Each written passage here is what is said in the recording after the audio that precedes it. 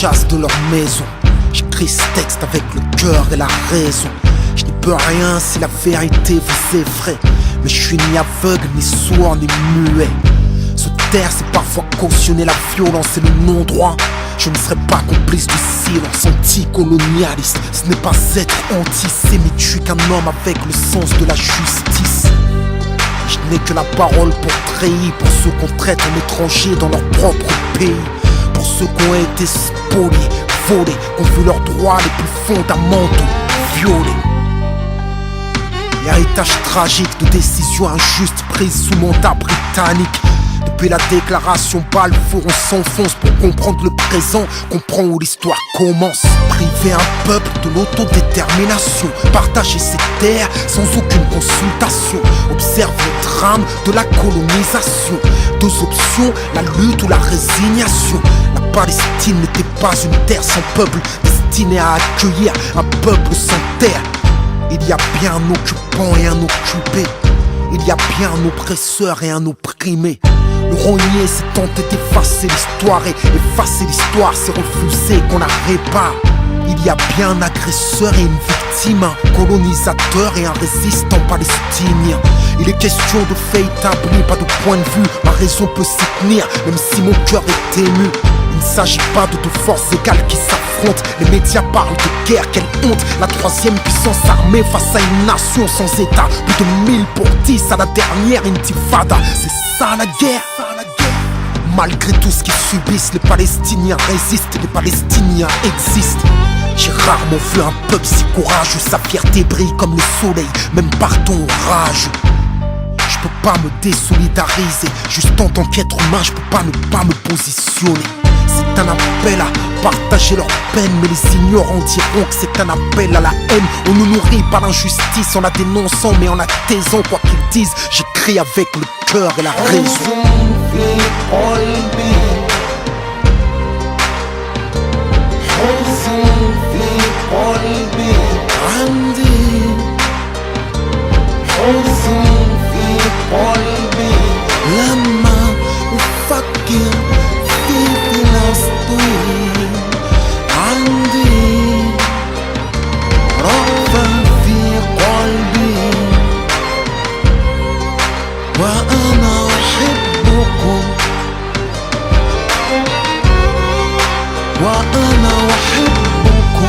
Pas de quiétude dans l'occupation. Au quotidien, l'occupation, c'est l'humiliation. L'humiliation est violente, constante aux frontières des checkpoints. La liberté est agonisante. J'écris la détresse d'une nation qui sur ses propres terres n'a plus la libre circulation. Sous couvert de sécurité, l'apartheid se maquille et le mur sépare des familles.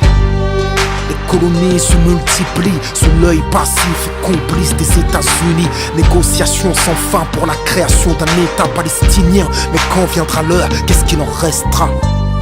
Quelques bouts de terre éparpillés. À l'heure où j'écris ce texte, plus des 3/4 ont été pillés. Près d'1 million d'êtres humains ont été poussés à l'exil. Pourquoi quitter leur terre si leur vie n'était pas en péril?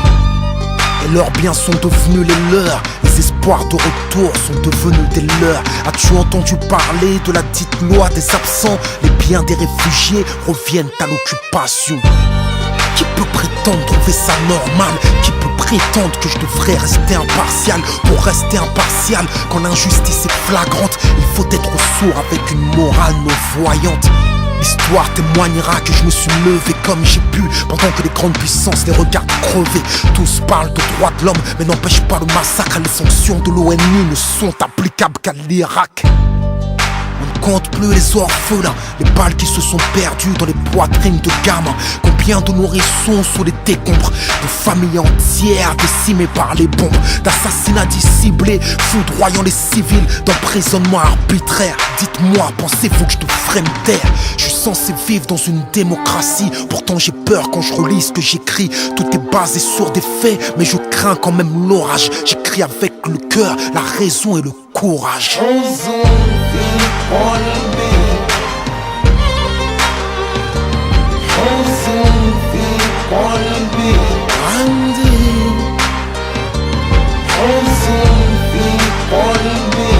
لما أفكر في فلسطين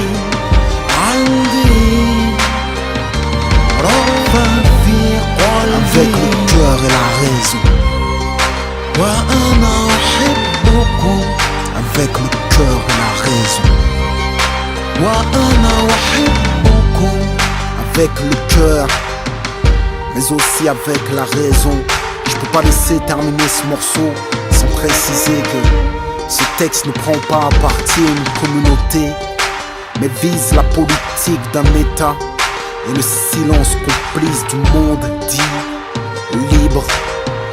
Je suis conscient que dans chaque camp, je dis bien dans chaque camp, il y a des gens qui se battent pour que les choses changent, qui se battent pour la paix et la justice. Et je ne peux que saluer leur courage et leur sincérité. Je déplore la mort des innocents de part et d'autre. Qui peut se réjouir de voir mourir des enfants, eux qui n'ont pas choisi les héritiers d'un monde que les adultes leur lèguent. J'écris ce texte, manifeste de mon soutien actif, mais pacifique aux Palestiniens. Pas uniquement parce qu'il y a parmi eux des musulmans, car contrairement aux idées reçues et ancrées dans l'inconscient collectif, les Arabes palestiniens ne sont pas tous musulmans. Je les soutiens parce que j'estime avec le cœur et la raison qu'ils subissent une injustice et qu'il est important pour eux que le monde sache, en attendant que le monde bouge. Il ne s'agit pas d'importer le conflit en France de manière stupide et violente, en s'attaquant injustement aux personnes, à leurs biens et en dégradant des cimetières. Ce sont là des choses que je ne cautionne pas et que je condamne clairement. J'espère toujours voir la paix dans la justice se lever à l'horizon. Et j'écris avec le cœur et la raison.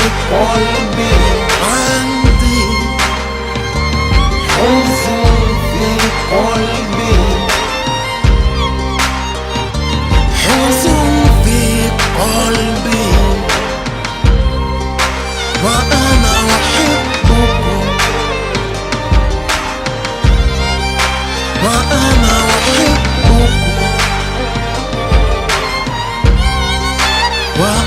أحبكم